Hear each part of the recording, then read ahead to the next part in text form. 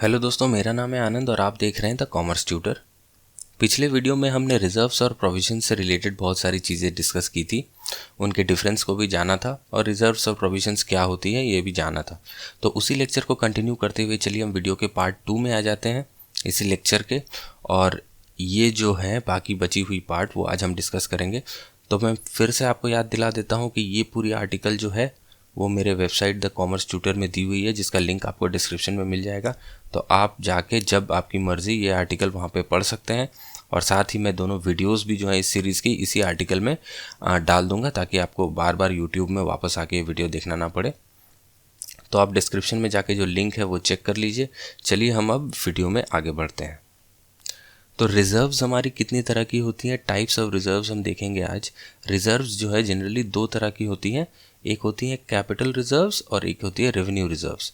तो capital reserves जो होती हैं वो नॉर्मली जो होता है कैपिटल प्रॉफिट, अगर कोई होता है आपका, अगर आप कोई कैपिटल प्रॉफिट से कोई रिज़र्व क्रिएट करते हैं तो वो कैपिटल रिज़र्व होता है। और रेवेन्यू रिज़र्व जो होता है वो आपका नॉर्मल प्रॉफिट जो होता है, यानी कि रेवेन्यू प्रॉफिट, उससे अगर आप कोई रिज़र्व क्रिएट करते हैं तो वो रेवेन्यू रिज़र्व्स होता है। तो चलिए देखते हैं कि कैपिटल रिज़र्व क्या होता है। This type of reserve is created out of profits not arising out of normal trading activities of a business। यानी कि ये जो कैपिटल रिजर्व्स होते हैं ये जिन प्रॉफिट से क्रिएट होते हैं वो बिजनेस की नॉर्मल ट्रेडिंग एक्टिविटीज़ की प्रॉफिट नहीं है। बिजनेस की नॉर्मल ट्रेडिंग एक्टिविटीज़ क्या होती है? मान लीजिए अगर कोई ट्रेडिंग बिजनेस है तो परचेज और सेल, ये दोनों बिजनेस की नॉर्मल ट्रेडिंग एक्टिविटी है। हम माल परचेज करते हैं फिर उसको आगे बेच देते हैं कुछ प्रॉफिट पे, तो उससे जो प्रॉफिट होता है वो बिजनेस की नॉर्मल ट्रेडिंग एक्टिविटीज़ वाली है। पर कैपिटल रिजर्व जिस प्रॉफिट से क्रिएट होता है वो बिजनेस की नॉर्मल ट्रेडिंग एक्टिविटीज़ वाली प्रॉफिट नहीं है। देखिए यहाँ पर नॉट वाले वर्ड को हमने अंडरलाइन कर रखा है, ठीक है। तो किस तरह की प्रॉफिट से ये कैपिटल रिजर्व क्रिएट हो सकता है, चलिए वो भी हम देख लेंगे। और आगे क्या लिखा है वो पढ़ते हैं। They are not available for payment of dividends except in some special cases। तो कुछ स्पेशल केसेस को छोड़ के ये जो कैपिटल रिजर्व है इससे आप डिविडेंड नहीं दे सकते, यानी कि इसे आप ओनर्स में डिस्ट्रीब्यूट नहीं कर सकते, ठीक है। कुछ स्पेशल केसेस ऐसे हैं जहाँ पर डिस्ट्रीब्यूट कर सकते हैं, वो बहुत एडवांस लेवल की डिस्कशन है जो मैं यहाँ नहीं कवर करना चाहता। A capital reserve is generally created out of, अब कौन से प्रॉफिट से ये कैपिटल रिजर्व बनता है, चलिए वो भी हम देख लेते हैं। तो सबसे पहली है प्रॉफिट फ्रॉम सेल और रिवैल्यूएशन ऑफ एसेट्स। तो अगर आपकी कोई फिक्स्ड एसेट जो है आप इसे अगर सेल करते हैं या रीवैल्यू करते हैं, रीवैल्यू मतलब पहले आपकी कोई लैंड थी मान लीजिए जिसकी मार्केट वैल्यू थी 1,00,000 रुपए, पर जैसे जैसे समय बीतता जाता है लैंड की वैल्यू बढ़ती जाती है। तो आप चाहते हैं कि आप अपने बुक्स ऑफ अकाउंट्स में लैंड को उसके एक्चुअल मार्केट वैल्यू पे दिखाएं, तो उसके लिए आपने इसकी अपवर्ड रिवैल्यूएशन करके मान लीजिए इसे 1,50,000 रुपये दिखाया बुक्स में। तो आपकी जो 50,000 रुपये की जो प्रॉफिट आ गई इसे कहेंगे profit from revaluation of land या फिक्स्ड एसेट। तो इस प्रॉफिट से आप कैपिटल रिजर्व क्रिएट कर सकते हैं, ठीक है। या सेल ऑफ फिक्स्ड एसेट से आपकी कोई मशीनरी है जिसकी मान लीजिए मशीन है जिसकी WDV या रिटर्न डाउन वैल्यू थी 50,000, यानी आपकी बुक्स में वैल्यू थी 50,000 डिप्रिसिएशन के बाद, पर आपने उसको बेच दिया 60,000 में, 60,000 में सेल हो गई, तो आपकी प्रॉफिट कितनी हुई 10,000। तो इस प्रॉफिट से भी आप कैपिटल रिजर्व क्रिएट कर सकते हैं, ठीक है। ये गई पहली पॉइंट। सेकेंड पॉइंट क्या है? Profits made on forfeiture and re issue of shares. तो कंपनी के केस में अगर वो किसी के शेयर्स को फॉरफीट कर देती है, हाँ, तो उस शेयर्स पे जो एप्लीकेशन या अलॉटमेंट मनी मिला होगा वो जो पैसे होते हैं वो उनके प्रॉफिट हो जाते हैं। या आप जब किसी फॉरफिटेड शेयर्स को री इशू करते हैं तो उसमें भी कंपनी को प्रॉफिट होती है, तो इस प्रॉफिट से भी आप कैपिटल रिजर्व बना सकते हैं। अब थर्ड पॉइंट क्या है? Pre incorporation profits of A company. अगर कोई कंपनी प्री इनकॉर्पोरेशन प्रॉफिट करती है, प्री इनकॉर्पोरेशन मतलब कंपनी रजिस्टर होने से पहले, यहाँ लिख देता हूँ बिफोर रजिस्ट्रेशन। अब आपको पता होगा कि हर कंपनी को रजिस्ट्रार ऑफ कंपनीज ROC एक होता है, रजिस्ट्रार ऑफ कंपनीज, उससे रजिस्ट्रेशन कराना पड़ता है, तभी कंपनी की लीगल एग्जिस्टेंस जो है वो दुनिया में आती है, ठीक है। उससे पहले कंपनी की कोई पहचान नहीं होती, तो अपनी पहचान बनाने के लिए कंपनी को रजिस्ट्रेशन करना पड़ता है विद ROC। तो रजिस्ट्रेशन करने से पहले अगर कंपनी की कुछ प्रॉफिट हो जाती है तो होता है बहुत समय जब प्रोमोटर्स किसी कंपनी को प्रमोट करने जाते हैं तो उस समय भी हो सकता है कि छोटी मोटी प्रॉफिट्स हो सकती हैं, ठीक है। तो उस टाइप की प्रॉफिट से भी आप जो है वो कैपिटल रिजर्व क्रिएट कर सकते हैं। अब कैपिटल रिजर्व कहाँ कहाँ हम यूज़ कर सकते हैं वो देख लीजिए। Capital reserves are used for the following purposes. तो क्या पर्पस है हमारा कैपिटल रिजर्व का? To issue bonus shares. तो सबसे ईजी उपाय है कैपिटल रिजर्व को यूज़ करने का कि आप बोनस शेयर्स इशू कर दीजिए अपने शेयर होल्डर्स को, तो आपका कैपिटल रिजर्व जो है वो यूटिलाइज हो जाएगा। और क्या है? To write off premium on redemption of preference shares और डिबेंचर्स।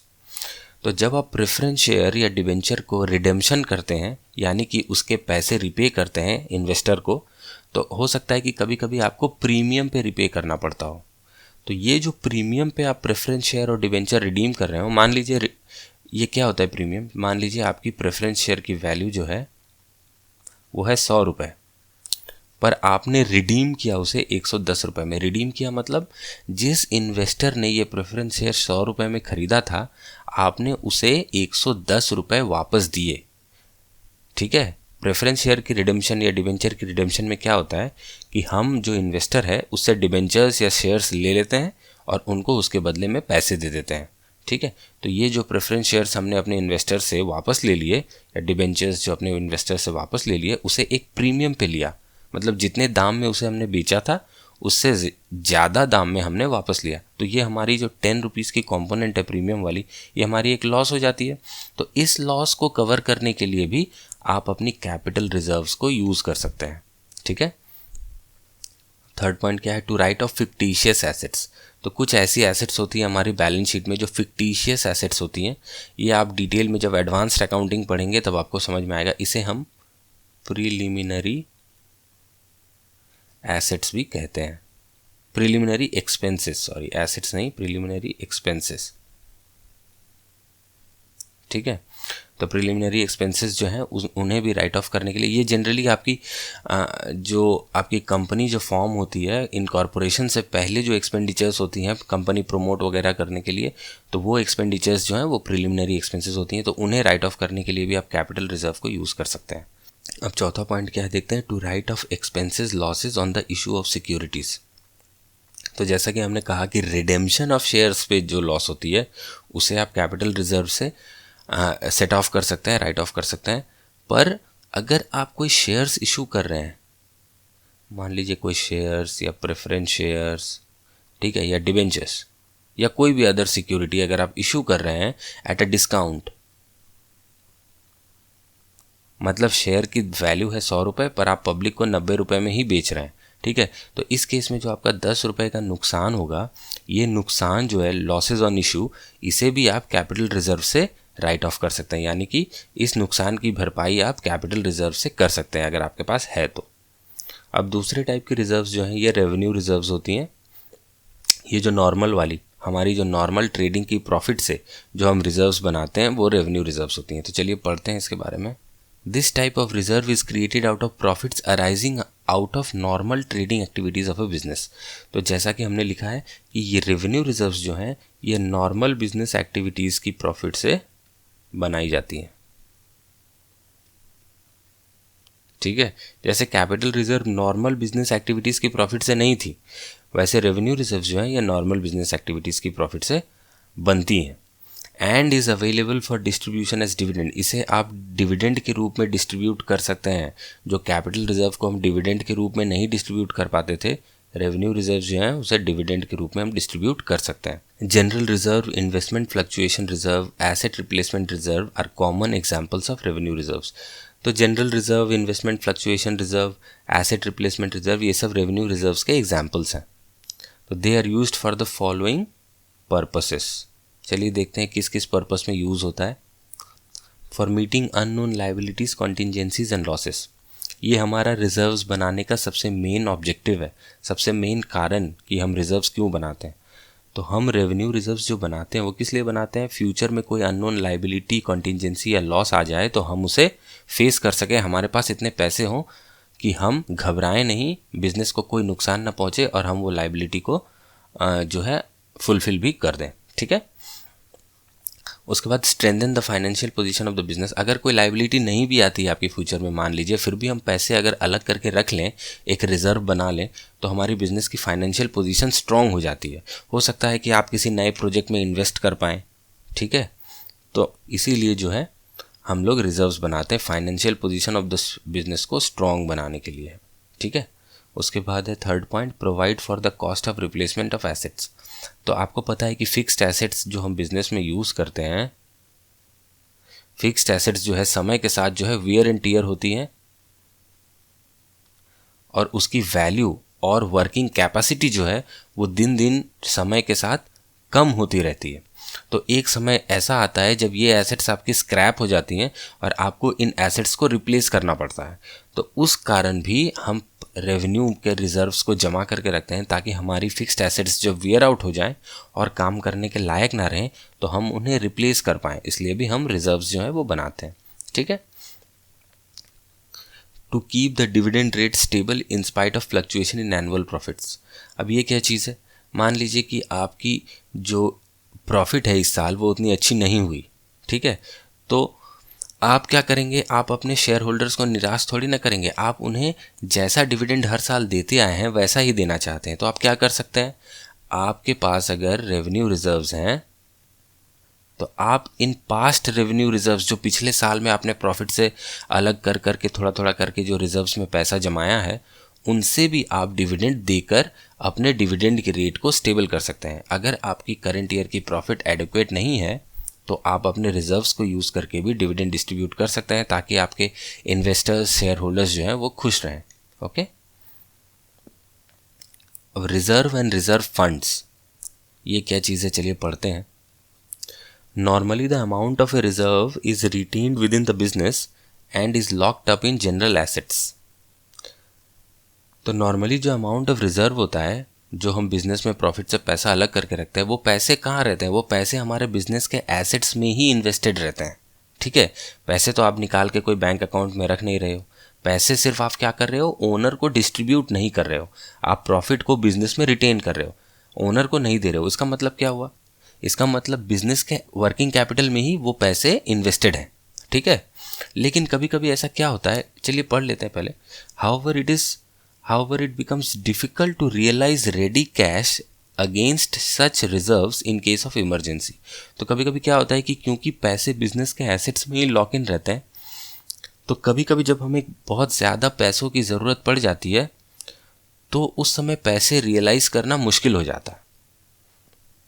तो इस केस में हम क्या करते हैं, so where a reserve is to be maintained for a specific purpose and some ready money is required for the said purpose, the amount of the reserve is invested outside the business in highly liquid securities which are readily marketable. अब क्या होता है कि अगर मान लीजिए आपने किसी रिजर्व क्रिएट किया है कोई स्पेशल पर्पस के लिए, ठीक है, और आपको उस पर्पस के लिए रेडी मनी कभी भी ज़रूरत पड़ सकती है। ओके, तो आप क्या करेंगे, आप क्या बिजनेस के एसेट्स में ही उस पैसे को, रिजर्व के अमाउंट को लॉक्ड रहने देंगे? नहीं, उसकी जगह हम क्या करेंगे कि मार्केट में जो हाईली लिक्विड सिक्योरिटीज़ होती है, मनी मार्केट में या सिक्योरिटीज़ मार्केट में, हम क्या करते हैं, रिजर्व में जो पैसे हमने साइड करके रखे हैं वो पैसे हम इन सिक्योरिटीज़ में इन्वेस्ट करके रखते हैं, ताकि जब हमें कैश की ज़रूरत हो तब हम आराम से इन सिक्योरिटीज़ को मार्केट में बेच के कैश जो है वो रियलाइज़ कर लें और हमारी जो पर्पस थी जिसके लिए हमने रिजर्व बनाई थी उस पर्पस को हम फुलफिल कर लें। तो जब ऐसी रिजर्व्स जो किसी इन्वेस्टमेंट से रिप्रेजेंट की हुई हो, मतलब ऐसी रिजर्व्स जिसमें जो पैसे हमने डाले हैं रिजर्व में, वो उन पैसों को हमने किसी इन्वेस्टमेंट में इन्वेस्ट करके रखा है, उसे हम रिजर्व फंड कहते हैं। ठीक है, थोड़ी कन्फ्यूजन आपको लग रही होगी, लेकिन उतना कन्फ्यूजन टॉपिक है नहीं। मैं फिर से एक बार बताता हूँ आपको। नॉर्मल रिजर्व्स जो हमारी होती हैं, ये हम क्या करते हैं, हम प्रॉफिट से एक पैसा जो है, एक अमाउंट, वो साइडलाइन कर देते हैं, ओनर्स में डिस्ट्रीब्यूट नहीं करते। ठीक है, तो ओनर्स में डिस्ट्रीब्यूट नहीं करते तो क्या होता है, पैसा जो है हमारे बिजनेस में ही रोल ओवर होता रहता है, बिजनेस के वर्किंग कैपिटल में रहता है। हाँ, पैसा कहीं बाहर तो हम साइड करके रखते नहीं हैं, पर कभी कभी क्या होता है कि कुछ रिजर्व्स को हम बनाते हैं किसी स्पेशल पर्पस से। ठीक है, जिसके लिए हमें रेडी कैश चाहिए होता है। तो रेडी कैश पाना इतना आसान तो नहीं है। बिजनेस में जो कैश हमेशा टर्नओवर में रहता है, उससे रेडीली कैश निकालना कभी कभी बहुत मुश्किल हो जाता है। तो इसीलिए हम क्या करते हैं कि रिजर्व में हम जो पैसा प्रॉफिट से साइडलाइन करते हैं, उसे हम सिक्योरिटीज़ में इन्वेस्ट कर देते हैं। मार्केट में जो सिक्योरिटीज़ मिलती है मनी मार्केट में, उसमें या स्टॉक मार्केट की सिक्योरिटीज़ में हम वो पैसा इन्वेस्ट करके रख देते हैं, ताकि जब भी हमें उस पैसे की ज़रूरत पड़े हम इन सिक्योरिटीज़ को मार्केट में सेल करके जो कैश रियलाइज़ कर लें और इस कैश से हम अपनी जो पर्पस थी रिज़र्व की उसे फुलफ़िल कर लें। तो इस केस में जहाँ पर रिज़र्व का पैसा किसी सिक्योरिटीज़ वगैरह में इन्वेस्टेड है, तो उस रिज़र्व को हम रिज़र्व फंड कहते हैं। अब समझ में आया आपका?